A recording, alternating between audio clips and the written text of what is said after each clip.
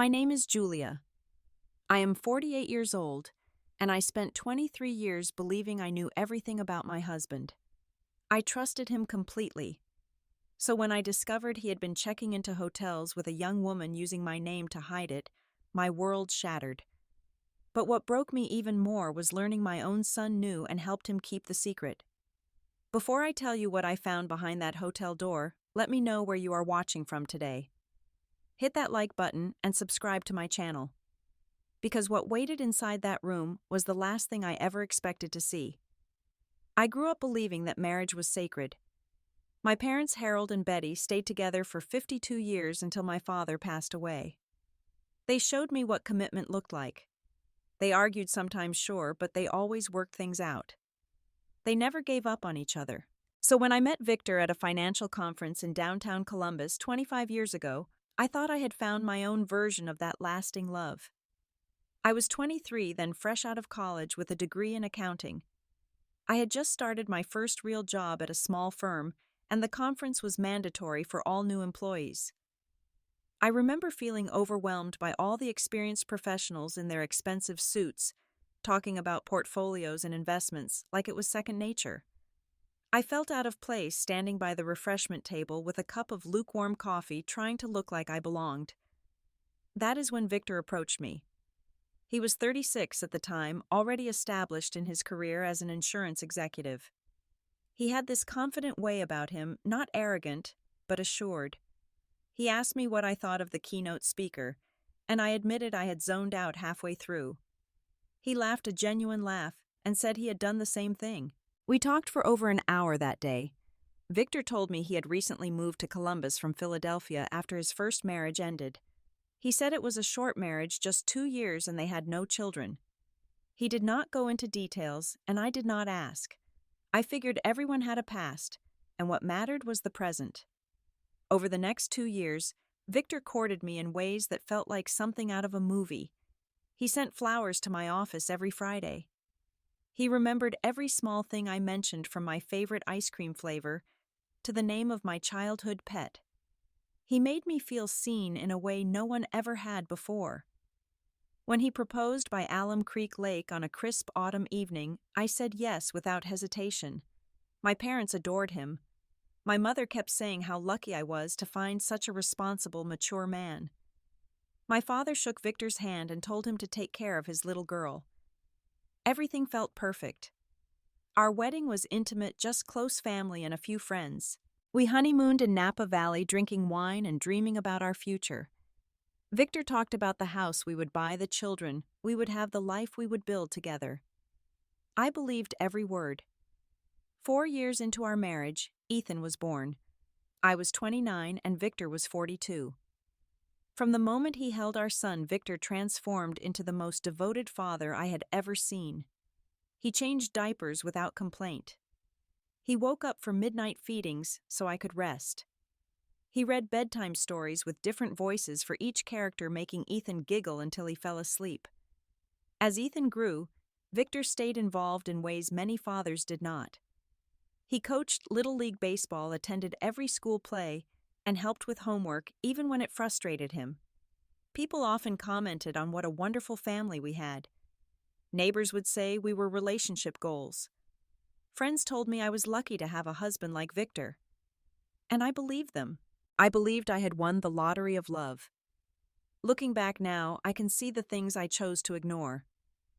Victor traveled for work frequently, sometimes 2 or 3 times a month. He always had explanations that made sense. Client meetings in Cincinnati, regional conferences in Indianapolis, training sessions in Chicago. I never questioned it because I had no reason to doubt him. He kept a separate phone for work, which seemed normal for someone in his position. Sometimes he would step outside to take calls, closing the door behind him. When I asked about it, he said it was just boring business talk that would put me to sleep. I laughed and let it go. Victor handled our finances. He said it made sense since he worked in insurance and understood money better than most. I agreed, partly because numbers bored me and partly because I trusted him completely. Each month I saw deposits in our joint account and watched our savings grow. What more did I need to know? I never checked the detailed statements. I never asked about specific expenses. I never wondered where every dollar went. That blind trust would eventually shatter everything I thought I knew about my life. The envelope arrived on a Thursday afternoon in late September. I had left work early because of a headache, the kind that pounds behind your eyes and makes you want to lie down in a dark room. When I pulled into our driveway in Upper Arlington, I stopped at the mailbox out of habit. Most of the stack was junk. Credit card offers, grocery store flyers, a catalog from a furniture company. But tucked between the advertisements was a white envelope with the Marriott logo in the corner. It was addressed to me personally, Julia Harrison. I figured it was a promotional offer or maybe confirmation of reward points I had forgotten about. Victor and I had stayed at Marriott's during our anniversary trips, so being on their mailing list made sense. I carried everything inside, dropped my purse on the kitchen counter, and started sorting through the pile. The Marriott envelope was not a promotion. It was an invoice. My hands trembled as I read the details. One night at Marriott downtown Columbus dated 3 weeks prior. The room was booked under my name, Julia Harrison. A suite at $340 per night. Charges for minibar items. Room service for 2 people. My stomach dropped.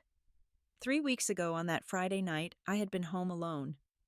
Victor told me he was driving to Cincinnati for an early Saturday meeting and wanted to avoid the morning commute. I had kissed him goodbye, watched him back out of the driveway, and spent the evening reading a book on the couch. He was not in Cincinnati. He was at a hotel downtown, in a room booked under my name, with charges for 2 people. I sat at the kitchen table staring at the paper until the words blurred. My mind raced through possible explanations. Maybe there was a mistake. Maybe someone with a similar name made a reservation. Maybe the hotel system had some kind of glitch. But our home address was right there on the invoice. Every detail was correct except the fact that I had never set foot in that hotel room. By the time Victor came home that evening, I had composed myself. I did not want to accuse him of anything without giving him a chance to explain. Maybe there was a perfectly reasonable answer. Maybe I was overreacting. He walked through the door at his usual time, loosening his tie and asking about my day. I showed him the invoice, keeping my voice calm. "Can you explain this?" Victor took the paper from my hand. I watched his face carefully. For just a second, something flickered in his eyes.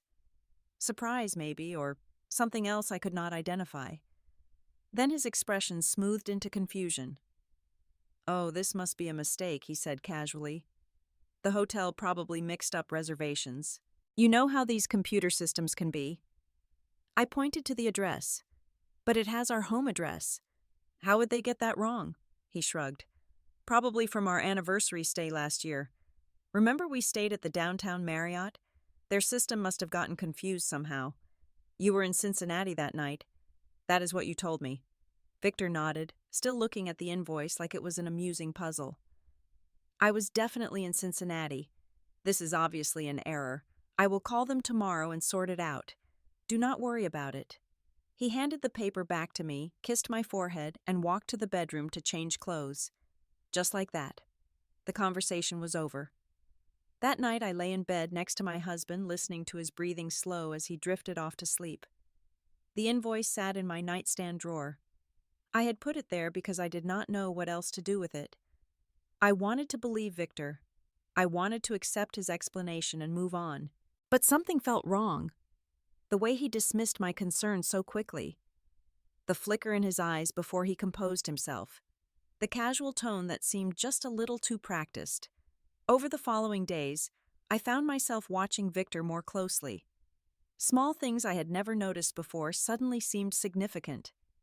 He always kept his phone face down on the table during dinner. When it buzzed, he would glance at the screen and sometimes leave the room to respond. His answers about work became vague. Instead of naming specific clients or cities, he would say things like a few meetings here and there or the usual stuff. One evening I walked into the living room and saw him quickly deleting something on his phone. When I asked what he was doing, he said he was just clearing old messages. His smile did not reach his eyes. The following week, Victor mentioned another business trip. Same pattern as always. He would leave Thursday night and return Saturday afternoon. When I asked which city, he hesitated before saying Pittsburgh. Something was wrong. I felt it in my bones, but I still was not ready to admit what that something might be. I spent 2 weeks telling myself I was being paranoid. Jealous wives imagined affairs that did not exist. Suspicious spouses destroyed perfectly good marriages with unfounded accusations. I did not want to be that woman, but I also could not shake the feeling that something was terribly wrong.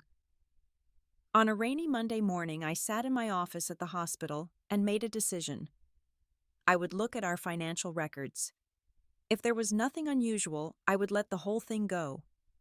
If Victor's explanation was true, the hotel charge would be an isolated mistake. There would be no pattern. I logged into our online banking portal, something I rarely did. Victor handled the finances, so I only checked occasionally to make sure deposits went through.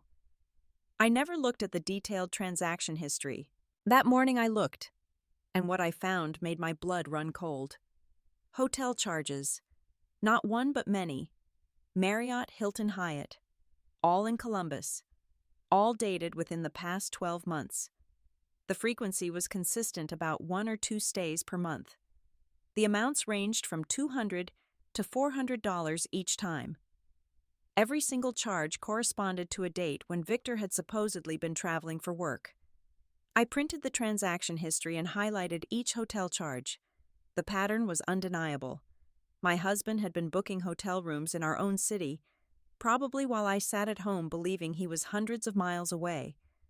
But for what purpose, and with whom the following weekend, Ethan came home from Ohio State for a visit. I was grateful for the distraction, for the chance to think about something other than my growing suspicions. We had dinner as a family, and for a while, everything felt normal. But then I noticed something between Victor and Ethan. Little glances exchanged across the table. Hushed conversations that stopped when I entered the room. At one point, I heard Ethan ask his father, "Did you handle that thing?" Victor replied quietly, "Yes. Do not worry. Your mom does not know." I froze behind the kitchen door, my heart pounding. Your mom does not know. Those 4 words confirmed my worst fear. Whatever Victor was hiding, our son was involved. The betrayal cut deeper than anything I had imagined. Not just my husband, but my own child. The boy I had carried for 9 months, nursed through childhood illnesses, cheered at every baseball game. He knew something, and he had chosen to keep it from me. I did not confront them that night. I needed more information first. I needed to understand the full scope of what I was dealing with before I made any moves. The next week, Victor announced he had a meeting downtown. Nothing unusual, just a routine client lunch that might run long. I told him I would be at work all day and wished him well. Instead, I called in sick and drove to his office building. I parked across the street and waited. At 2 o'clock, Victor walked out the front entrance, checking his phone as he headed to his car. He did not see me watching. I followed him at a distance, keeping other vehicles between us. Victor did not drive toward downtown. He headed in the opposite direction toward Grandview Heights. He pulled into the parking lot of an apartment complex on West 3rd Avenue and went inside one of the buildings. I sat in my car, hands gripping the steering wheel, waiting. 20 minutes later, Victor emerged. He was not alone. Walking beside him was a young woman, maybe 22 or 23 years old. She had brown hair, slender build, and wore jeans and a fitted sweater. Victor opened the passenger door for her like a gentleman, and they drove away together. I followed them to a restaurant in Short North. Through the window, I watched them sit across from each other at a small table. Victor leaned forward when she spoke. He laughed at something she said.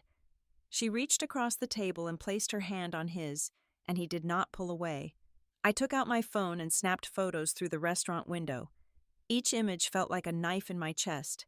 My husband of 23 years, the father of my son, holding hands with a woman young enough to be his daughter. Tears streamed down my face as I drove home. The evidence was right there on my phone. My husband was having an affair. But I was not ready to confront him yet. I needed to understand everything. Who was this woman? How long had this been going on? And exactly how involved was my son in this deception? The next morning, I made a phone call that felt like crossing a line I could never uncross. I contacted a private investigator named Frank Morrison, a retired police detective who now ran his own agency. His office was in a nondescript building off Olentangy River Road, the kind of place you would drive past without noticing. Frank was in his late 50s with gray hair and kind eyes that seemed to miss nothing. He listened without interrupting as I laid out everything. The hotel invoice, the financial records, the woman at the restaurant, the whispered conversations between Victor and Ethan. Mrs. Harrison Frank said when I finished, cases like this are more common than you would think. Husbands hiding things from wives, families keeping secrets. I will find out everything there is to know. I gave him all the information I had. Victor's work address, his daily routine, the photos I had taken at the restaurant. Frank said he would have preliminary results within 2 weeks. I paid the deposit and left his office feeling both relieved and guilty. I was paying someone to spy on my husband. What kind of wife did that make me? A wife who deserved the truth, I told myself. Whatever that truth turned out to be. The waiting was agony. Every day, I went through the motions of normal life. I cooked dinner, watched television with Victor, made small talk about nothing important, all while wondering what secrets he was keeping behind his smile. 10 days after our meeting, Frank called. His voice was serious. I have the report. You need to come see this in person. I drove to his office that afternoon. Frank handed me a thick folder filled with photographs and documents. As I started to flip through the pages, he stopped me. Before you look at that, I need to tell you something. What I found is not exactly what you might be expecting. I braced myself. Was she pregnant? Were they planning to run away together? Nothing could shock me anymore. The young woman is named Cassandra Wells, Frank said. She is 22 years old, born and raised in Philadelphia. Her mother, Margaret Wells, passed away 3 years ago from cancer. I nodded, not understanding the relevance. Frank continued. Cassandra's birth certificate does not list a father. But according to my investigation, Victor had a brief relationship with Margaret about 23 years ago, before he met you. The words hung in the air between us. Julia Cassandra Wells is Victor's biological daughter. The folder fell from my hands, papers scattering across Frank's desk. That was not possible. Victor told me his first marriage ended without children. He never mentioned any other relationships that could have produced a child. Frank picked up the papers and arranged them back in order. He explained what his investigation had uncovered. Margaret Wells had gotten pregnant during her relationship with Victor but never told him. She raised Cassandra alone in Philadelphia, never putting a father's name on any official documents. 3 years ago, when Margaret was diagnosed with terminal cancer, she finally reached out to Victor. She wanted him to know he had a daughter before she died. Victor had been secretly supporting Cassandra ever since. He paid for her college tuition, helped her find an apartment in Columbus after she moved here, and met with her regularly. The hotel rooms were for times when Cassandra needed a safe place to stay because of a dangerous ex-boyfriend who had been stalking her. Victor used my name on the reservations to avoid leaving a trail that could be traced back to him or to Cassandra. Ethan had discovered the truth by accident about a year ago. Victor swore him to secrecy, promising he would tell me when the time was right. The time was apparently never right. I sat in Frank's office for a long time after he finished explaining. The folder lay open in my lap, filled with evidence of a secret life my husband had been living for 3 years. He was not having an affair. He was hiding a daughter. I should have felt relieved. My husband was not cheating. He was just trying to help a child he never knew existed. But relief was not what I felt. What I felt was betrayed, deceived, made a fool of for 23 years. Victor had a daughter, a whole entire child, and he had chosen to hide her from me, his wife, the woman who had built a life with him, raised a son with him, shared a bed with him for over 2 decades.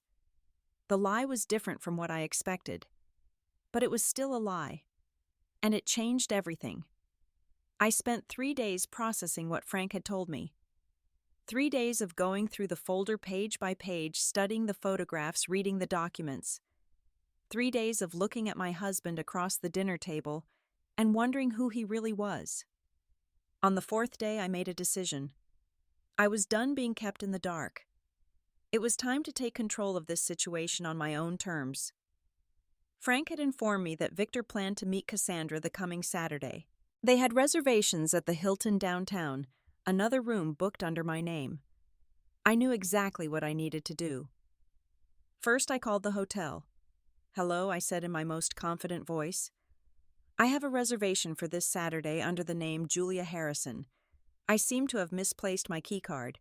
Is there any way I could get a replacement sent to my home?" The receptionist was helpful. She confirmed the reservation, verified my address, and promised to mail a new keycard right away. It arrived 2 days later in a discreet envelope. On Saturday morning, Victor announced he was heading to meet a client. Cincinnati again. The same lie he had used so many times before. I smiled, kissed him goodbye, and told him to drive safe. As soon as his car disappeared down the street, I started preparing. I chose my outfit carefully. A navy blue dress, professional but confident. Simple jewelry. Light makeup. I wanted to look like a woman in control, not a victim on the verge of falling apart. At 5 o'clock, I drove downtown. The Hilton rose against the evening sky, all glass and steel and expensive promise. I parked in the garage and sat in my car for 15 minutes, gathering my courage. I did not know exactly what would happen when I opened that door. I had scenarios in my head, conversations I had rehearsed. But reality rarely follows scripts. The elevator ride to the 7th floor felt endless. Each floor number that lit up brought me closer to a confrontation I had spent weeks preparing for. When the doors opened, I stepped into a quiet hallway with plush carpet and soft lighting. Room 714 was at the end of the hall. I stood in front of it listening. I could hear voices inside, muffled but distinct. A man's voice I knew as well as my own. And a woman's voice, younger, unfamiliar. I took a deep breath, pulled out the keycard, and swiped it through the reader. The light turned green. I pushed the door open and stepped inside. The scene before me was nothing like I had imagined during my darkest moments. There was no romantic dinner, no champagne, no intimate embrace. Victor sat on the sofa dressed casually in khakis and a polo shirt. Across from him, in an armchair by the window, sat a young woman who I now knew was Cassandra Wells. Between them was a coffee table covered with papers, a laptop open and glowing. They both looked up when I entered. Victor's face went white. Julia Cassandra jumped to her feet, eyes wide with panic. The papers on the table scattered slightly from the sudden movement. I stood in the doorway, taking in every detail. The legal documents spread across the table, the laptop showing what looked like apartment listings, the obvious lack of anything romantic in the arrangement of the room. "So this is where you have been spending our money," I said. My voice was steadier than I expected. "This is the secret you have been keeping for 23 years. Victor stood slowly, like a man approaching a wild animal. "Julia." "I can explain." I held up my hand. "Do not. I already know everything." The color drained further from his face. "How? I hired a private investigator. I know about Cassandra. I know about Margaret. I know about every hotel room, every lie, every time you looked me in the eye and told me you were in Cincinnati." Cassandra started crying. "I am so sorry," she said, her voice breaking. "I told him to tell you. I never wanted to cause problems in your marriage. I begged him to just be honest." I looked at her, really looked at her for the first time. She had Victor's eyes. The same deep brown, the same shape. How had I never noticed in the restaurant photos? The resemblance was obvious now that I knew what I was seeing. Victor sank back onto the sofa, his head in his hands. "I was going to tell you. I just did not know how. How is a simple word, Victor? You open your mouth and speak. You say, 'Julia, there is something I need to tell you.' That is how." He looked up at me, and for the first time in our marriage I saw fear in his eyes. When Margaret contacted me, I was in shock. I had no idea Cassandra existed. I did not know how to process it. So you processed it in secret, for 3 years. I thought if I told you, you would leave me.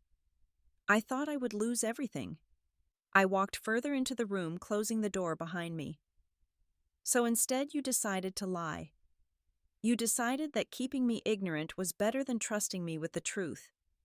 It was not like that. Tell me what it was like then. Tell me why our son knows about your secret daughter but your wife does not. Tell me why you used my name to book hotel rooms for another woman. Victor opened his mouth but no words came out. Beside him, Cassandra continued to cry softly. I had waited weeks for this moment. I had rehearsed what I would say, how I would deliver my demands, how I would make them both understand the depth of their betrayal. Now that I was here, the anger I expected to feel was strangely muted. What I felt instead was a cold, clear determination. Here is what is going to happen now, I said. I pulled a chair from the small desk by the window and positioned it so I could face both Victor and Cassandra. When I sat down, I was surprised by how calm I felt. The weeks of suspicion, the days of investigation, the hours of anguish had all led to this moment. And now that I was here, I felt almost peaceful. Let me tell you both what happens next. Victor leaned forward, desperate. Julia, please, just let me. I am not finished. He fell silent. Victor, you had 3 years to tell me the truth. 3 years. Do you understand how many opportunities that represents? Every time you said you were going to Cincinnati. Every time you used my name to book these rooms. Every time you whispered with our son behind my back. I paused, letting the words sink in. You made Ethan an accomplice to your lies. You put our son in a position where he had to choose between his parents.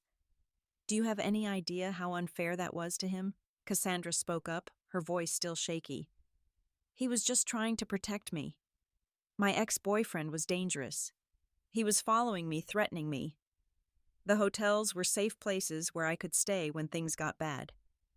I turned to face her. I understand you were in a difficult situation, and I am genuinely sorry for what you went through.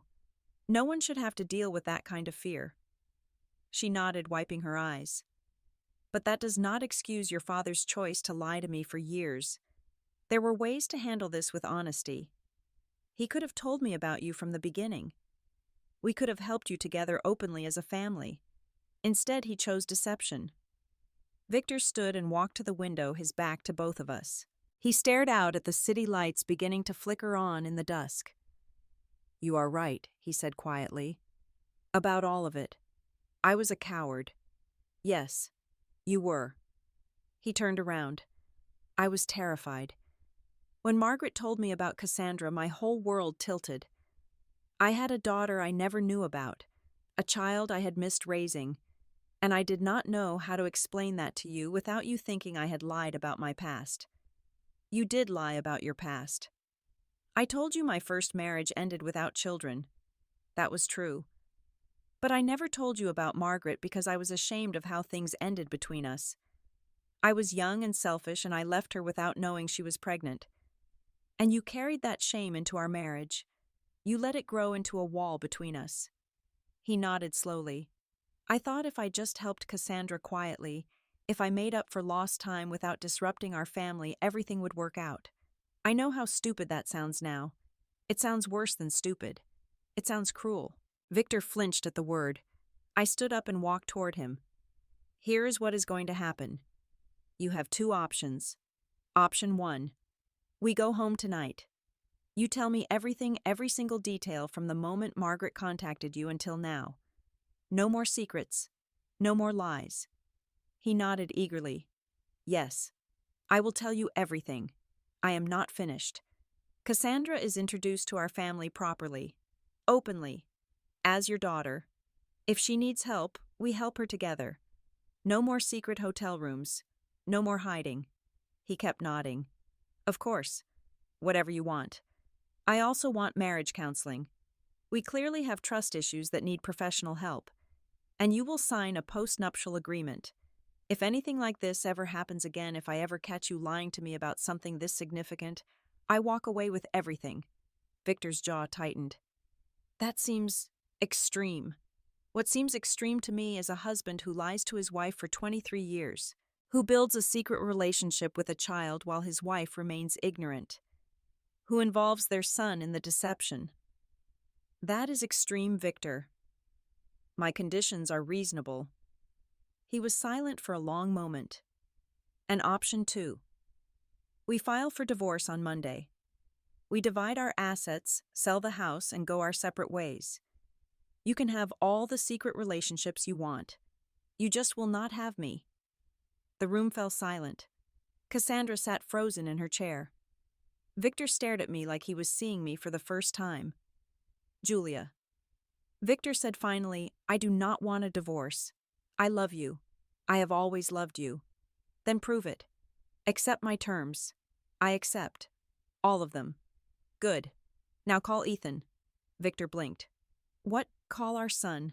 Tell him to come here right now. Why? Because this family has been divided by secrets for too long. We are all going to sit in this room together and figure out how to move forward. No more whispered conversations. No more us versus her. We deal with this as a family. Victor pulled out his phone with trembling hands. He dialed Ethan's number and put it on speaker. Dad. What is up, Ethan? Your mother is here. At the hotel. She knows everything. Silence on the other end. Then a shaky breath. Mom, I took the phone. Yes, Ethan. I am here. Mom, I am so sorry. I wanted to tell you. Dad made me promise. I know. And we will talk about that later. But right now, I need you to come here. Room 714 at the Hilton downtown. Can you do that? Another pause. I will be there in 20 minutes. The call ended. I handed the phone back to Victor. We waited. Nobody spoke. Cassandra sat with her hands clasped in her lap, looking smaller than her 22 years. Victor stood by the window, occasionally glancing at me like he expected me to disappear. When Ethan arrived, he looked as scared as I had ever seen him. He hugged me first, then stood awkwardly between his father and the half-sister he had known about for a year. Sit down, I said. All of you. They sat. I remained standing. This is our family now. Broken, complicated, but honest. Cassandra, I do not blame you for any of this. You did not ask to be born into this situation. You reached out to your biological father because your mother was dying and you needed support. That is understandable. Cassandra looked up at me with wet eyes. Thank you. But if we are going to have any kind of relationship going forward, it has to be built on truth. No more secrets from me. Is that clear? She nodded. I understand. I promise. I turned to Ethan. As for you, I understand you were put in an impossible position. Your father asked you to keep something from me, and you did not know how to handle it. I am sorry, Mom. I felt so stuck. I walked over and put my hand on his shoulder. If something like this ever happens again, you come to me first. I am your mother. You can tell me anything, even things that are hard to hear. Especially things that are hard to hear. Do you understand? Yes, Mom. I promise. Finally, I turned to Victor. And you. You have a lot of work to do to rebuild my trust. It will not happen overnight. It may take years. Are you willing to put in that effort? Yes. Whatever it takes. I love you, Julia. Then starting tonight, we begin again. With honesty. With transparency. With the understanding that secrets destroy families, and this family has already been damaged enough. I looked around the hotel room that had been the site of so many hidden meetings. 4 people connected by blood and marriage and deception, finally sitting together without walls between them. This was not how I imagined my life at 48, but it was the reality I had to work with. The question now was whether we could build something better from the ruins. The first few weeks after that night in the hotel room were among the hardest of my life. Everything I thought I knew about my marriage had been upended. Every memory of the past 3 years had to be re-examined through the lens of what Victor had been hiding. I did not sleep well. I would lie awake next to my husband, listening to him breathe, wondering what else he might be keeping from me. The trust that had been the foundation of our relationship was shattered, and I did not know if it could ever be rebuilt. But I had made a choice. I had chosen to stay to fight for my marriage, to give Victor a chance to make things right. And that meant doing the hard work of healing even when I wanted to give up. We started marriage counseling the following week. Our therapist, Dr. Eleanor Park, specialized in relationship recovery after betrayal. She did not sugarcoat anything. Rebuilding trust takes time, she told us at our first session. There are no shortcuts. You both have to be committed to the process. Victor was committed. I will give him that. He showed up to every session, answered every question honestly, even when it was painful. He talked about his shame over leaving Margaret without knowing she was pregnant. He explained the fear that had kept him silent for 3 years. He owned his mistakes without making excuses.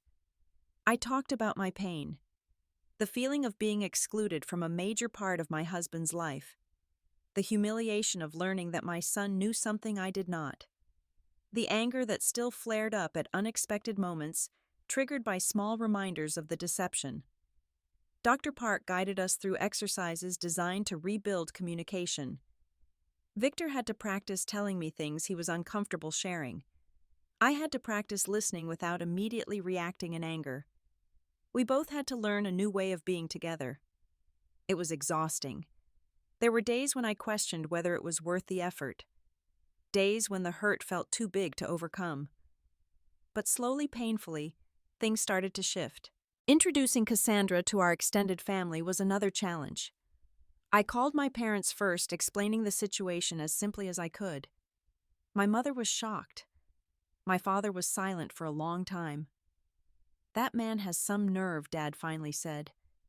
"He does," I agreed. "But he is trying to make things right. And Cassandra is innocent in all of this.